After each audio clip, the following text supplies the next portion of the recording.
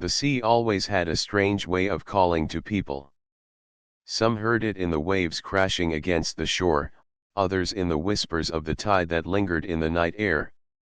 For Ian, it came in the form of a gold-trimmed envelope delivered to his doorstep one quiet morning. The envelope looked old-fashioned, like something pulled from a bygone age. Heavy paper, sealed with dark blue wax in the shape of a seahorse. No return address, only his name written in sharp, flowing letters across the front, Ian. He turned it over in his hands, curiosity tugging at him. Inside was a single card. The words were simple, yet they stirred something he couldn't quite name. You are invited to dine at the Pearl of the Abyss. Midnight. Bring no one. At the bottom, faintly etched in silver ink, was a location pinned far off the coast, in waters most people avoided. Ian had never heard of such a restaurant. He should have tossed it aside as nonsense, but something about the message held him. That night, curiosity outweighed reason. The docks were almost empty when he arrived, the sea calm under the moonlight. A sleek black boat waited for him, its surface shining like obsidian. No one spoke as he stepped aboard. There was only a silent captain, face hidden beneath a hood. The boat cut across the water, faster than any he had ever ridden, leaving no trail behind. Ian leaned on the railing, staring at the horizon until the sea itself seemed to swallow the stars. Then he saw it. From the dark waves, a dome of glass and steel rose slowly, shimmering with an otherworldly glow. The boat circled once and stopped at a narrow dock attached to the structure. A door slid open, revealing a descending staircase wrapped in soft golden light. The Pearl of the Abyss. Inside, the restaurant was breathtaking. Crystal walls stretched high, giving a clear view of the ocean outside. Schools of fish shimmered like moving jewels, and far beyond, he thought he glimpsed shadows, massive shapes gliding just beyond the glow of the lights. The air was cool, perfumed with salt and something faintly sweet. A hostess appeared, dressed in a gown the color of the sea at midnight. Her smile was polite but distant, as though she already knew everything about him. Without asking his name, she led him to a table near the center of the dining hall. The other guests were few, scattered in twos and threes, all silent. None seemed to speak above a whisper, as if the weight of the ocean pressed upon them even here. Ian noticed their eyes watchful, restless, as if every one of them shared a secret. The table before him was set with silver cutlery that gleamed like moonlight, and a single glass of water already waiting. The hostess leaned close, her voice soft as the sea. Your meal will arrive shortly. Please enjoy the view. And then she left. For a long while, Ian sat in silence, trying to absorb it all. Fish darted by, their scales flashing like sparks. In the distance, a massive manta ray drifted gracefully, wings spreading like a shadowed cloak. Yet the longer he looked, the more he noticed faint glimmers deeper in the water, lights that moved as if alive, forming shapes too large to be fish. When the first dish came, he barely noticed. A plate of oysters, opened and glistening, topped with pearls that looked almost too perfect to eat. He hesitated, then tasted one. The flavor was unlike anything he had ever known, fresh, sharp, with a sweetness that seemed to cling to his tongue. As he swallowed, the lights outside flickered. He blinked, leaning forward. For an instant, he thought he saw a face in the glass wall beyond his table. Not human, not fish, something else. Its eyes glowed faintly, fixed on him, before fading back into the dark water. His heart quickened. The whispers began then. Not from the guests, not from the staff, but from somewhere deeper, carried through the walls themselves. He couldn't make out words, but the tone was undeniable, like a song beneath the sea, low and haunting. Ian sat frozen, fingers tight around his glass. He should have stood, should have left, but something in that voice tugged at him, the same way the invitation had. He leaned closer to the glass, searching the depths.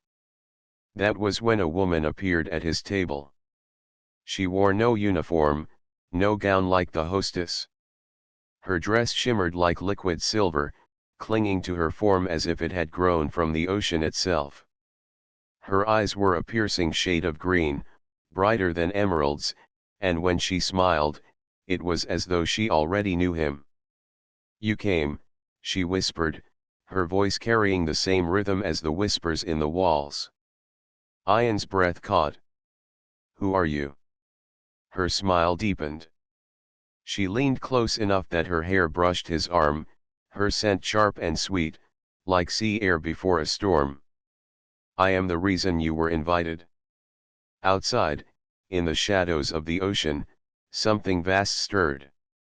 Ian's pulse thudded in his ears. The woman before him was unlike anyone he had ever seen. Her presence filled the space, soft yet commanding, like the hush before a wave crashed. The other guests seemed not to notice her arrival. No heads turned, no whispers spread. It was as though she existed only for him. "You're the reason I'm here?" Ian asked, his voice low. The woman tilted her head slightly, her green eyes glowing faintly in the soft light. "Yes. The invitation was sent because you were chosen." "Chosen for what?" He tried to sound calm, but his words caught on the edges of unease. Her lips curved into the smallest smile. "To see what others are forbidden to see. To hear what others are afraid to hear. To learn what hides beneath these waters." Before Ian could respond, a waiter appeared, placing a new dish on the table, a bowl of soup so clear it looked like liquid glass, with strands of glowing blue kelp floating within. The waiter bowed silently and left. "Eat," the woman said softly. "It helps to listen." Something about her voice pushed against his will. Against his better judgment, Ian lifted the spoon and tasted. The broth was warm, rich, and yet strangely electric, as though threads of lightning ran across his tongue. The moment it slid down his throat, the whispers he had heard earlier sharpened into words. "Do you see us? Do you feel us? The deep remembers." Ian dropped the spoon, heart racing. His eyes darted toward the glass wall, where the shadows moved again, this time closer. Shapes pressed against the edge of visibility, elongated forms, glimmering outlines, and eyes that seemed to shine with ancient patience. "What is this place?" Ian asked, his voice trembling. The woman leaned closer, her hand brushing the table near his. "It is a threshold," she whispered. "The Pearl of the Abyss is not simply a restaurant. It is a doorway. Those who dine here, they are tested. Some leave with answers. Some never leave at all." Her words sank into him like stones into water. He wanted to push back, to demand more, but his throat felt heavy. Instead, he asked, "And me? Why me?" Her eyes softened, though they glowed brighter, like lanterns in the dark. "Because you heard the call. Only those who already belong to the sea can hear it." He frowned. "I don't belong to the sea. I've lived my whole life on land." The woman only smiled at that, as though he had told a childish lie. "You will understand soon." Ian glanced around. The other diners continued eating in silence, unaware of the conversation unfolding. Their faces were pale, strained, as though they too heard whispers but were too afraid to acknowledge them. The woman touched his hand lightly. Her skin was cool, smooth, almost slick, and when her fingers brushed against his, a shiver ran through him. Do not be afraid, she murmured. Fear only blinds you. Look closer, Ian. The truth is right outside. He turned to the glass once more. The shadows had multiplied, circling slowly. One drifted close enough that he could make out details: an elongated body, smooth skin that shimmered like silver scales, and a face that was neither human nor fish. Its eyes, large and luminous, locked with his, unblinking. Ian froze. His mind screamed to deny what he was seeing, but he couldn't look away. The creature's lips moved. And in his mind, he heard it, he sees. He remembers. He jerked back from the window, breath quickening. What was that? The woman's hand tightened around his. Her smile was almost proud. That was one of us. Us. The word caught in his throat. Her gaze deepened, endless like the sea. You're not dining with strangers tonight, Ian. You're dining with those who have lived beneath the waters for longer than your kind has walked the land. For a moment, the room felt too small, too heavy. His chest tightened. He wanted to stand, to leave, but the woman's hand anchored him. You still don't believe, she whispered. Then let me show you. She rose gracefully, her silver dress catching the light, and beckoned him to follow. Her steps were silent on the polished floor, carrying her toward a narrow corridor at the edge of the restaurant. The staff and guests didn't glance at her, as though she were invisible to them. Ian hesitated. Every instinct told him not to follow, but the pull was stronger than reason. Slowly, he stood and trailed after her. The corridor led to another chamber, smaller, darker, lit only by the faint glow of the ocean through a thinner glass wall. The woman stopped before it, her figure bathed in pale blue light. Watch, she said. The water outside stirred. Then, from the darkness, more figures emerged. Dozens of them. Not fish, not human, something in between. Their movements were slow, deliberate, their glowing eyes all fixed on him. And then, as if obeying a signal, they pressed their hands webbed, elegant, alien against the glass. Ian staggered back, his breath shallow. The woman turned to him, her green eyes shining brighter than ever. This is the secret of the pearl. You were not invited to eat, Ian. You were invited to remember. The sight of the creatures pressing their hands against the glass haunted Ian. Their eyes glowed like fragments of the moon, their movements strangely graceful.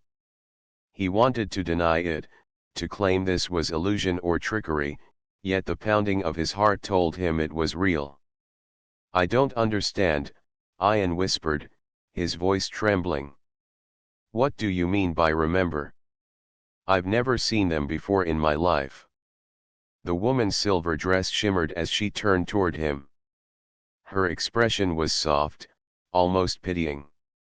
You think memory belongs only to your mind? Some memories belong to blood. To the very core of what you are.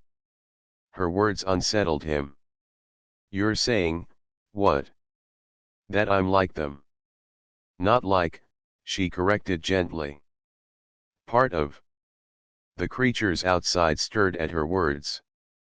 One of them leaned close, its face pressed nearly against the glass. Its features were strange yet striking: eyes wide, lips thin, skin rippling faintly with bioluminescence.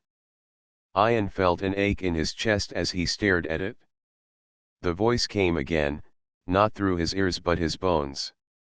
Do you not feel it? The tide within you. Ian stumbled back, shaking his head. No, this isn't possible. The woman stepped closer, her hand rising to rest lightly against his shoulder. Her touch was cool, steadying.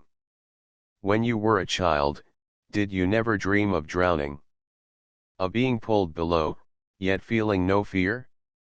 Did you never wake with salt on your lips, though you had not gone near the sea? His breath caught. She was right. For years, he had dreamt of endless oceans. He had woken gasping, the taste of brine on his tongue. He had told no one, fearing they would think him mad. "How could you know that?" he asked, voice breaking. "Because it is the same for all who carry the tide inside them," she whispered. The glass wall before them vibrated faintly, as though struck by a current. The creatures outside lifted their hands in unison, webbed fingers glowing softly, a silent gesture of recognition. The woman's green eyes locked onto his. "They call you because you are one of the few who can answer. You belong not only to the land but to the deep. Tonight, you must choose which world will claim you." Ian shook his head violently. "No. I'm not. I can't be one of them. I'm human." Her smile was almost sad. "You are both." The words sank into him like stones in water, heavy and undeniable. His thoughts tangled in fear and confusion. Yet beneath the fear, something stirred, something he had never dared name. A longing, deep and ancient, as if part of him had always known the truth. The woman stepped to the glass wall and placed her hand against it. The nearest creature mirrored her gesture. Slowly, she turned back to Ian. "Come. Touch it. Feel what your heart already knows." He froze, torn between reason and instinct. Every part of his rational mind screamed that this was madness. But his chest ached, and his hand trembled with the urge to reach out. With slow steps, he approached the glass. His reflection shimmered faintly on its surface, overlapping with the luminous face of the being beyond. His fingers hovered just above the cold barrier. The moment his skin touched it, everything shifted. A rush of images crashed into him like waves, vast underwater cities lit with bioluminescent towers, creatures swimming gracefully through glowing caverns, voices chanting in a language that felt both alien and familiar. He saw himself, his face, his hands but transformed, his skin glowing faintly, his lungs drawing water as easily as air. Ian gasped, stumbling back, clutching his chest. The woman steadied him. Her voice was calm, though her eyes burned with intensity. "Do you see now? The memory was always there. You only needed to awaken it." He struggled to breathe, his mind spinning. No, it can't be true. But the ocean inside him pulsed, undeniable. The vision still flickered in his mind, refusing to fade. The woman leaned close, her words barely above a whisper. "This is only the beginning. They showed you a glimpse. But if you accept, the depths will give you everything: power, belonging, truth. If you refuse," her eyes flicked briefly to the creatures outside, their luminous stares unblinking. "The sea does not easily let go of its children." Ian's throat tightened. He looked from her to the beings pressed against the glass, their glowing fingers spread as though waiting for him. The weight of the choice pressed down on him like the ocean itself. "What happens if I choose the land?" he asked hoarsely. The woman's smile faded. "Then you return above. You live as you always have. But the dreams will never leave you, and the call will grow stronger with each passing tide. One day, you will hear it again. And perhaps then, it will be too late." Her words echoed in the chamber, heavy with truth. Ian's hand shook as he pulled it away from the glass. His mind screamed for escape, but his heart was chained to the deep. And outside, in the vast darkness, something enormous shifted. A shape so massive it blocked the faint glow, moving slowly toward the restaurant. The other creatures lowered their hands and bowed as the shadow approached. The woman's eyes widened, not with fear, but with reverence. He comes. Ian swallowed hard, dread and awe twisting within him. Who? Her voice was a whisper carried by the sea. The king of the abyss. The water outside trembled as the massive shadow approached the glass walls of the restaurant. Ian staggered back, his pulse hammering. The creatures that had surrounded him earlier now knelt in unison, their glowing eyes fixed on the shape looming in the darkness. The woman with ocean green eyes placed a steadying hand on his shoulder. Do not be afraid. He is not here to harm you, yet you must understand the weight of his presence. A ripple ran across the glass. Ian blinked, and the shadow took form. The king of the abyss. He was taller and broader than any human, but his form was neither fully human nor entirely marine. His skin shimmered with shifting scales, darker than midnight, reflecting faint light like obsidian waves. His eyes were vast, glowing like twin lighthouses in the deep. Long tendrils floated around his head, moving as though they were alive, brushing against his shoulders and chest. Ian's breath caught. He's real. Yes, the woman whispered. And he has waited for you. The king's gaze fell on Ian, and the room seemed to shiver with the weight of it. Though he did not speak aloud, Ian felt a presence in his mind, a voice deep and resonant, like the echo of 1,000 waves. Child of both land and deep, you have come. Ian stumbled backward, the floor feeling unstable beneath him. I don't understand. Why me? I'm just human. The king's eyes glimmered with something ancient, patient, and terrifyingly wise. You are more than human. Your blood carries the tide. You are of the abyss, even if you have walked the surface all your life. The sea remembers its own. Ian swallowed hard, trying to force words past the lump in his throat. The memories, the visions, you mean, all of that was real? Yes. You have been sleeping while the call waited. The pearl of the abyss brought you here because the time has come for you to awaken. The woman squeezed his shoulder gently. He will explain more than I can. But first, you must face the choice. A ripple of power radiated from the king, and the glass walls around them seemed to pulse with energy. The creatures kneeling lowered their heads, shimmering faintly in unison. Ian felt the tide inside him stir violently, like a storm rising beneath the waves. I don't know if I can, Ian said, voice trembling. I've lived my whole life on land. I don't belong there. And yet, his hands clenched. I'm afraid of what becoming, this, would mean. The king's gaze softened, though its intensity remained. Fear is natural, child. The surface is safe. It is easy. But safety is not destiny. You are destined for the deep. Ian's mind raced. The visions, the whispers, the creatures, the taste of the glowing water, everything pointed here. Yet the weight of leaving the land, the air, his family, everything familiar, pressed on him. The woman leaned close. Listen to your heart, Ian. Do not fear the tide within you. It has waited, and it will guide you. Ian glanced at the glowing creatures outside. Their eyes shone with patience, hope, and longing.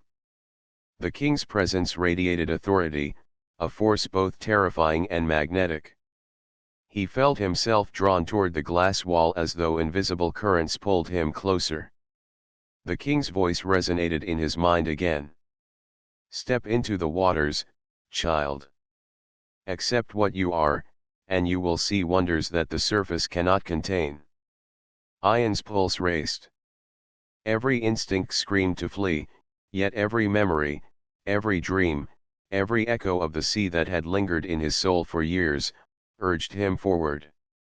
The woman whispered again, softly, "This is your moment, Ian. Not tomorrow, not next year. Now." Ian closed his eyes, feeling the pull of the tide, the rhythm of the deep inside him. He raised his hand toward the glass wall, trembling, heart pounding. The water outside seemed to swirl in anticipation, responding to him as though alive. A vibration ran through his body, electric and thrilling. The creatures outside shimmered brighter, and the king's glowing eyes met his with approval. With a deep breath, Ian placed both hands on the glass. A surge of energy coursed through him, uniting his heartbeat with the pulse of the ocean. The visions returned, stronger, more vivid. He saw the underwater cities again, the vast schools of glowing fish, the ancient ceremonies of beings like him. The king's voice echoed through his mind, calm and commanding. "Welcome home, child of the abyss. You have chosen, wisely." Ian's fear began to fade, replaced by a strange exhilaration, a sense of belonging he had never felt on land. His lungs ached not from lack of air, but from anticipation, as though the deep itself called him to leap into its embrace. The woman's smile was radiant, filled with pride and relief. "You see now," she said softly. "The pearl brings not only food, but truth. And you are finally ready to know it all." Outside, the creatures lifted their heads once more, forming a circle around him. The king raised a hand, and the waters beyond the glass began to glow, illuminating the vast darkness with hues of sapphire and emerald. Ian's chest tightened, his body trembling, but this time with awe rather than fear. His life on land, the mundane and safe, felt like a distant memory. He was ready to step beyond the surface, ready to embrace the world that had always waited for him beneath the waves. And as the water shimmered, beckoning him, Ian realized his journey had only just begun. Ian's hands hovered over the glowing surface of the water, his heart pounding with anticipation and a flicker of fear. The king of the abyss and the silver-clad woman watched him silently, their presence both commanding and reassuring. He could feel the pull of the tide inside him, like a magnet drawing him toward the depths. "Do I just step in?" Ian asked, his voice trembling. The woman smiled. "Yes. Let go of your fear. The water will hold you. It will become part of you, just as you are part of it." Ian took a shaky breath. The water looked unervingly clear, yet impossibly deep, shimmering with the glow of countless creatures moving beneath the surface. He took a tentative step forward. The moment his toes touched the liquid, it rippled like silk. A tingling warmth spread up his legs, as though the water itself were embracing him. With a deep inhale, he stepped fully in. The sensation was electric, like plunging into a river of light and energy. Every nerve in his body seemed alive, every heartbeat synced with the rhythm of the sea. The king's voice resonated in his mind again. "Good. You feel it, child? The pulse of the deep? This is your true home." Ian's eyes widened as the water seemed to respond to him. Small currents formed around his hands, swirling gracefully. The glowing creatures outside the glass now gathered closer, their movements hypnotic and fluid. A sense of unity washed over him, a feeling of belonging he had never known on land. The woman's hand brushed his arm. "The first step is always the hardest. Now, follow me." She led him through a hidden passage beneath the restaurant, a tunnel of transparent walls revealing the ocean in all its glory. Schools of luminous fish swirled around them like living stars. Giant sea turtles glided past, unbothered by their presence, and distant silhouettes of massive whales floated gracefully through the deep. Ian's breath caught. It's incredible. I've never seen anything like this. You are only beginning to see, she said, her green eyes gleaming. The abyss is older than land. Its secrets are older than humanity. And it has waited for one like you to remember. As they swam deeper, the water around them thickened with a soft glow, revealing structures that defied explanation. Towers of coral spiraled upward, covered in luminescent plants. Bridges of woven seaweed connected massive platforms where creatures like the ones outside the restaurant moved gracefully, attending to strange devices and rituals that seemed both alien and familiar. Ian felt a pull in his chest, a memory rising unbidden. He remembered glimpses from childhood dreams, cities beneath the waves, glowing beings, voices calling his name. Every detail returned as if awakening from a long sleep. The woman glanced at him. You remember now? It was never lost, only dormant. The abyss remembers its own, and you are one of them. Suddenly, a massive shadow loomed ahead. The king of the abyss swam forward, leading Ian and the woman to a great chamber carved into the ocean floor. Bioluminescent coral lit the walls, and a throne of black pearl and glowing shells sat at the center. The king gestured, and Ian understood this was his audience, the seat of authority beneath the waves. You will meet the council, the king said, his voice deep and resonant. They will guide you, but you must prove your readiness. The surface cannot comprehend what you are about to see. Ian's pulse raced, his excitement mingled with fear. Prove my, what?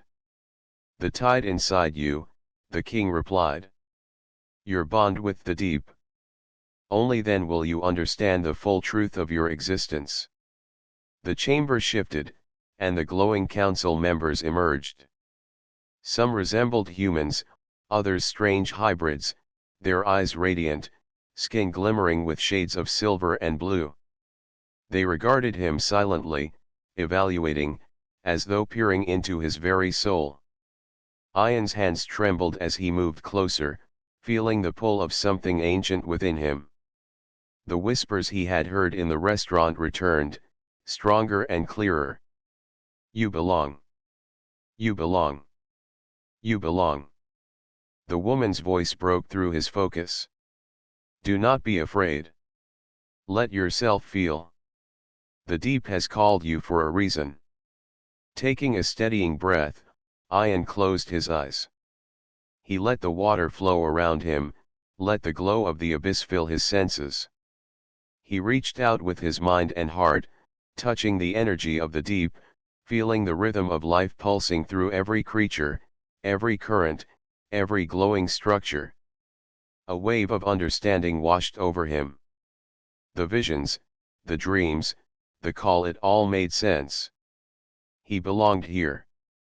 He was part of this world, part of the ancient rhythm that had existed long before the surface ever dreamed of the sea. Opening his eyes, Ian saw the council nod in unison. The king's tendrils drifted gently toward him, a gesture of acceptance.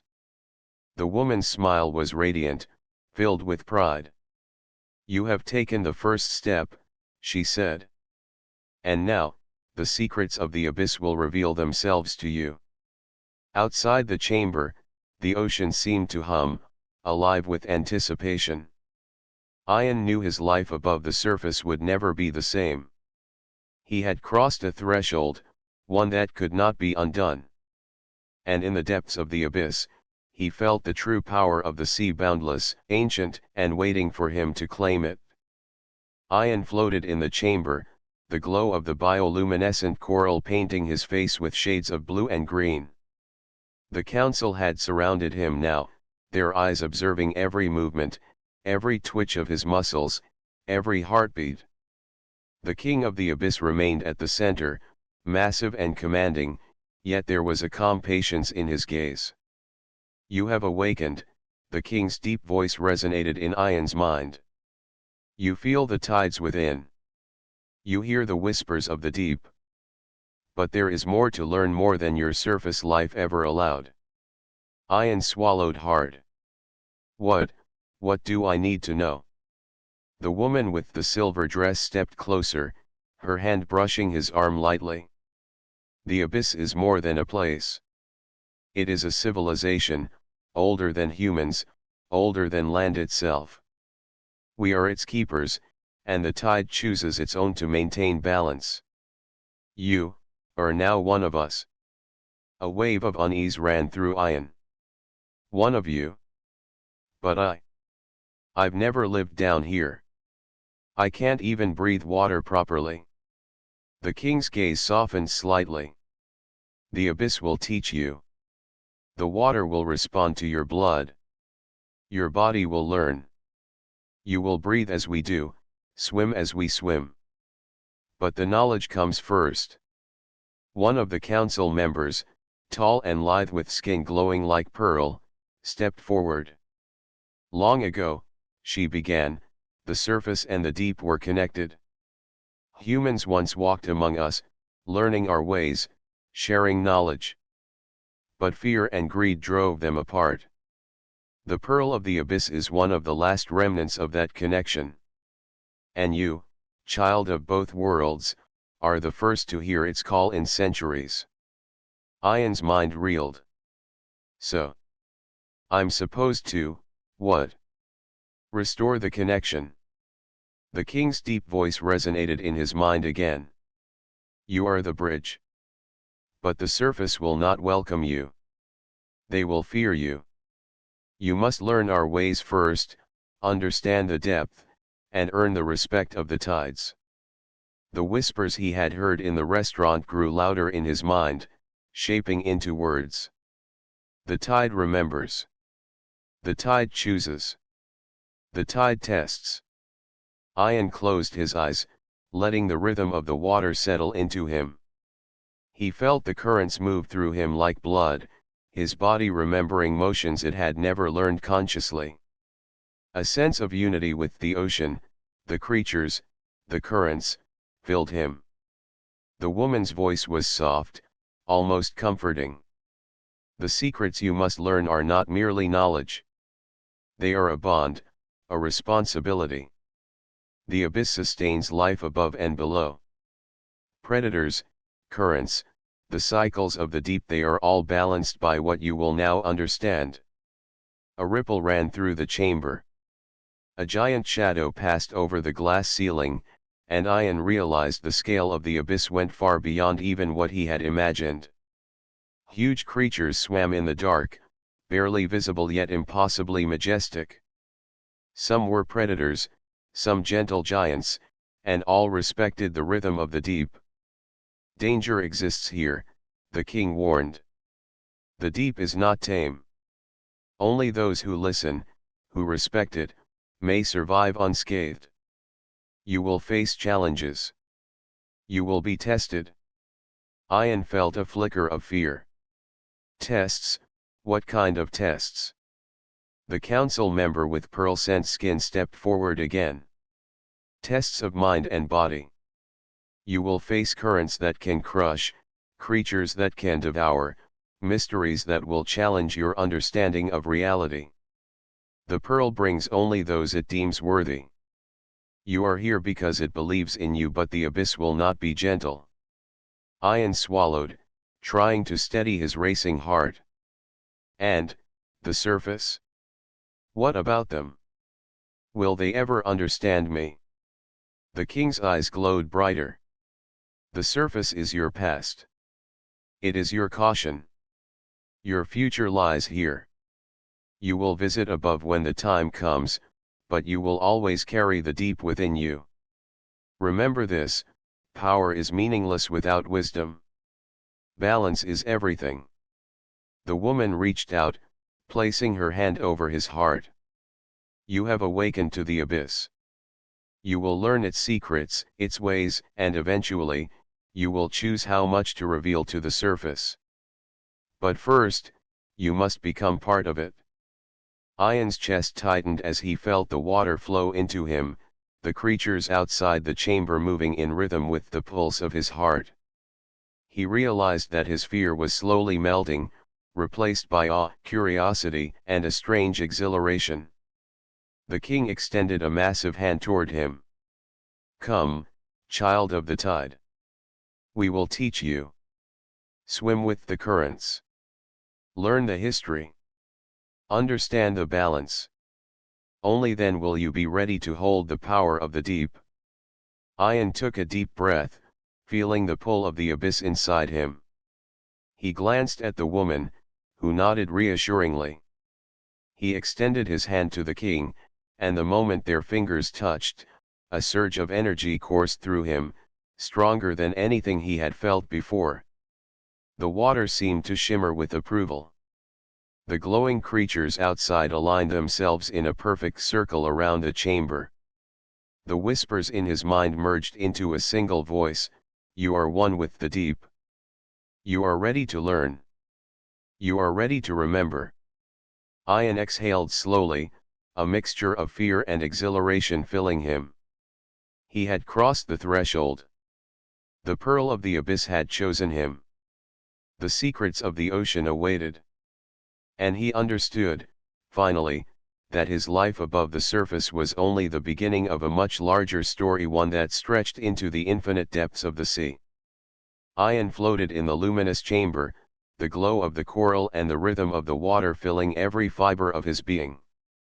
The king of the abyss towered before him, and the council encircled him like silent guardians. The pull of the deep was no longer distant, it was part of him, pulsing in his veins, syncing with his heartbeat. "You have learned much," the king's voice resonated in his mind. "You have felt the tides, heard the whispers, seen the legacy of the deep. Now, it is time to embrace your role fully." Ian's chest tightened as he nodded. Fear still lingered, but awe and understanding surged stronger. He looked to the woman in silver. Her green eyes shone with pride. "I'm ready," he whispered. "Good," she said softly. "The abyss will now open its final secret to you." The king extended a massive hand, tendrils rippling through the water. Ian took it, and immediately, the world shifted. The chamber dissolved into currents of glowing blue and green, the water around him alive with movement. Memories and visions cascaded through his mind: ancient cities, monumental creatures, rituals older than humanity itself. The pulse of the ocean became tangible, a living entity, and Ian could feel it flowing through him as if he were its heart. "You are the bridge," the king intoned. "The surface and the deep are connected once more through you. You carry both realms within. Your choices will shape the tides for generations." A wave of exhilaration crashed over Ian. The creatures outside the restaurant shimmered in synchrony, responding to his every thought, every heartbeat. He realized he could guide them, communicate with them, even influence the currents of the ocean. The power was intoxicating, yet not frightening because it was part of him, inseparable from who he was. The woman stepped beside him. "This is your legacy, Ian. You were always meant to awaken. The pearl of the abyss brought you here because it knew you would rise to meet it. Few have the courage, fewer still the heart." Ian closed his eyes, letting the sensation engulf him. He could hear whispers of the deep, voices of beings long gone, echoing through the corridors of his mind: "Welcome home. We have waited. You are the tide reborn." Then the king's presence shifted, immense and commanding. "Now, child of both worlds, you must make your first decision. Will you return to the surface, or will you remain beneath, guiding the tides and protecting the abyss?" Ian's mind raced. He thought of the land above, the safety, the air, the familiarity. But he also felt the pull of the deep, the rhythm that had called him since childhood, the connection he had longed for without knowing it. Every vision, every whisper, every glowing current pointed him toward one answer. I. I will remain, he said finally, voice firm, steady.